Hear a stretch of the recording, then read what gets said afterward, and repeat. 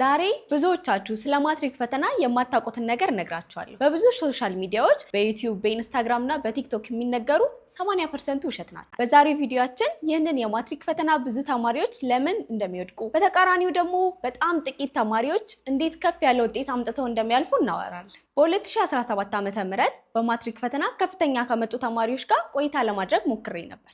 ታዲያ በነበረኝ ቆይታ አብዛኞቹ የሰጡኝ መልስ ተመሳሳይ ነው። ፈተና እንዴት ልታልፉ ቻላችሁ ብዬ ባቀረብኩላችሁ ጥያቄ መሰረት ያጋሩኝ የተለያዩ ምክሮችም ተመሳሳይነት አላቸው። ይህንን የማወራላችሁ ረጅም ሰዓት ስለማጥናት ወይም ደግሞ ጥናትን ለረጅም ሰዓት ስለማጥናት አይደለም። ከዛ በተረፈ ግን ሁሉም የሚጋራቸው 5 ቁልፍ ነጥቦች አሉ።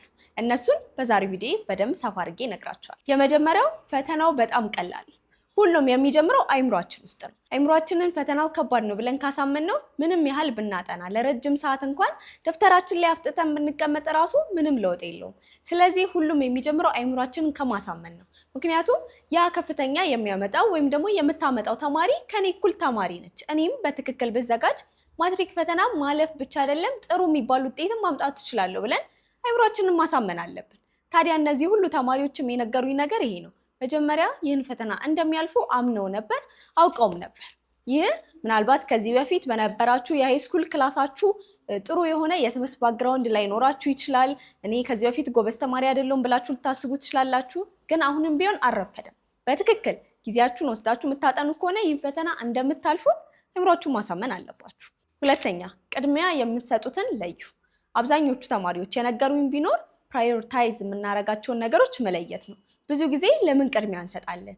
በህይወታችን ሊሆን ይችላል፣ በትምህርታችን፣ በተለያዩ ጉዳዮች ዙሪያ ቅድሚያ የምንሰጠውን ነገር መለየት አለብን።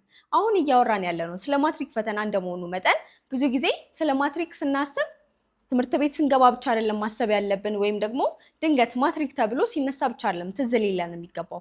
ይህንን የማትሪክ ፈተና ሁልጊዜ አይምሯችን ውስጥ ማስቀመጥ አለብን። ሁልጊዜ ስለ ማትሪክ ማሰላሰል አለብን፣ እንደምናልፍ ማሳመን አለብን። ስለዚህ በትምህርታችን ላይ ቅድሚያ መስጠት ያለብንን ነገር ቅድሚያ መስጠት አለብን። ስለዚህ ፕራዮሪታይዝ የምናደርጋቸው ነገሮች ላይ በደንብ ፎከስ ማድረግ አለብን። ሶስተኛ፣ እቅድ ይኑራችሁ። ስለ እቅድ በምናነሳበት ጊዜ ብዙ ተማሪዎች የሚያነሱት ነገር አለ፣ ወይም ደግሞ ለእኛም ቢሆን በውስጥ መስመር ደጋግመው የሚጠይቁን ነገር አለ። እቅድ አወጣለሁ። አዎ፣ እቅድ ለፈተና በሚል በትክክል እቅድ አወጣለሁ። ነገር ግን ይህን እቅድ ለትንሽ ወይም ደግሞ ለተወሰነ ጊዜ ብቻ የምጠቀሙ፣ ከዛ በኋላ ይህን እቅድ እተወዋለሁ ወይም ደግሞ ይሰለቸኛል፣ በቃ ሳላስበው በእቅዱ እየተመራው አይደለም ብለው ይጠይቁናል። ይህ የሚሆንበት ምክንያት ብዙ ጊዜ እቅድ ስናወጣ በጣም ኮምፕሊኬትድ የሆነ ሪያሊስቲክ ያልሆነ እቅድ ስለምናወጣ ነው። እቅድ ብዙ ጊዜ ከመውጣታችን በፊት ደግሞ የሆነ ሞቲቬት የሚያደርገን ነገር እንፈልጋለን፣ ወይም ደግሞ የሚያነቃቁ ንግግሮችን ተመልክተን ስለምናወጣ በጣም ሞቲቬትድ ሆነን እኛ ማድረግ ከምንችለው በላይ ምናልባት ከ6 እስከ 8 ሰዓት የጥናት ሀወር አድርገን ሌሊት መነሳት፣ ቀን ከትምህርት ቤት መጥቼ ለረጅም ሰዓት አጠናለሁ ምናምን የሚሉ በጣም እኛን ከማድረግ የሚከብዱን አይነት እቅዶችን እናወጣለን። መጀመሪያ ላይ ለ1 ሳምንት ወይም ደግሞ ለ1፣ ለ4፣ ለ5 ቀናት ልንተገብራቸው እንችላለን። ከዛ በኋላ ግን በርኖት እናደርጋለን እና እነዚህን እቅዶችን መፈጸም ያቅተናል።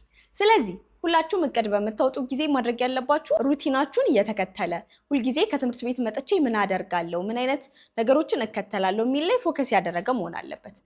ከዛ በተረፈ ደግሞ በጣም ከባድ የሆነ ለረጅም ሰዓት ማጥናትን ላይ ፎከስ ያደረገ እቅድ አታውጡ። ምክንያቱም ረጅም ሰዓት በምታጠኑ ጊዜ አይምሯችሁ ከመሸምደድ ይልቅ መርሳትን ይመርጣል። ምክንያቱም አይምሯችሁን ፎርስ እያደረጋችሁት ነው ወይም እያስገደዳችሁት ነው። ስለዚህ እነዚህ ነገሮች ላይ በደንብ እቅድ በምታወጡ ጊዜ ፎከስ ማድረግ አለባችሁ። እቅድ ማውጣት ደግሞ ለምን ይጠቅመኛል? እቅድ ሳላውጣ ዝም ብዬ ባነብስ፣ እቅድ ሳውጣ እኔ ያጨናንቀኛል ምናምን የሚሉ የተወሰኑ ተማሪዎች አይጠፉም። እቅድ ማውጣት ለምን ያስፈልጋል ካላችሁኝ፣ ከቨር የምታደርጓቸው ርዕሶች አሉ በዚህ በኩል ደግሞ ለፈተና የሚቀራችሁ ጊዜ አለ። ታዲያ ሁለቱን ባላንስ ማድረግ አለባችሁ። ምክንያቱም በምን ያህል ፍጥነት ማንበብ አለብኝ፣ በቀን ምን ያህል ሰዓት ባነብ እስከ ፈተና ቀን ድረስ ወይም ደግሞ እስከ የተወሰነ ጊዜ ድረስ ሊሚት እስካርጋችሁት ጊዜ ድረስ አጥንቼ ጨርሳለሁ የሚለውን እንድታውቁ ይረዳችኋል ማለት ነው። ስለዚህ እቅድ ማውጣት በጣም አስፈላጊ ነገር ነው። ሌላው ደግሞ መማሪያ መጽሐፍ መጠቀም ነው። መማሪያ መጽሐፍ መጠቀም ለምን አነሳውት ካላችሁ፣ እነዚህን ተማሪዎች ኢንተርቪው በማደርግበት ጊዜ አብዛኞቹን ከመማሪያ መጽሐፍ ውጪ ምን ትጠቀማላችሁ በጥናታችሁ ሰዓት ብዬ ጠይቄያቸው ነበር። አብዛኞቹ በፍጹም አጋዥ መጽሐፍን እንደማይጠቀሙ ነግረውኛል። ይህም የሆነበት ምክንያት እንደሚታወቀው ማትሪክ ፈተና ሲወጣ ቤዝ አድርጎ የሚወጣው መማሪያ መጽሐፋችን ነው። ኦልድ ካሪኩለም አለ፣ ኒው ካሪኩለም አለ።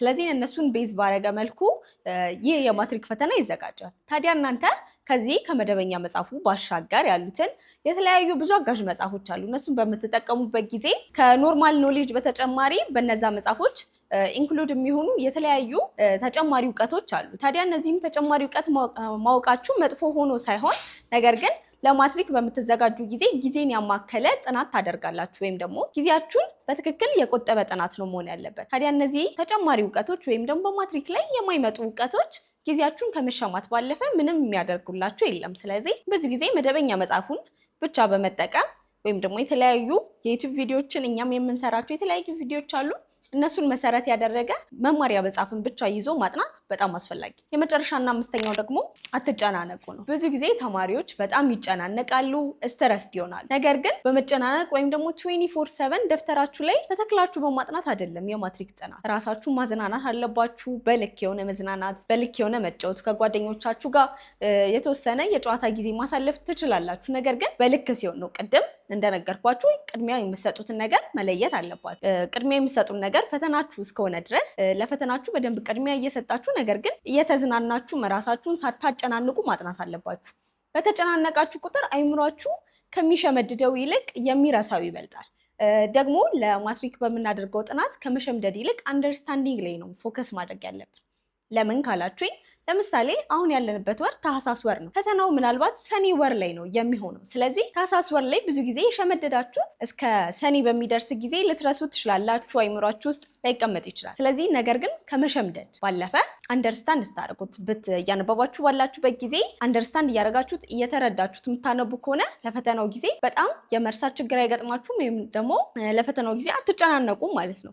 በዚህ ላይም የሰራኋቸው የተለያዩ የጥናት ቲፖች አሉ፣ ወይም ደግሞ የማስታወስ ችሎታችን እንዴት እንደምንጨምር የሚረዱን የተለያዩ ቪዲዮዎች አሉ። እነሱን ገብታችሁ መመልከት አትርሱ።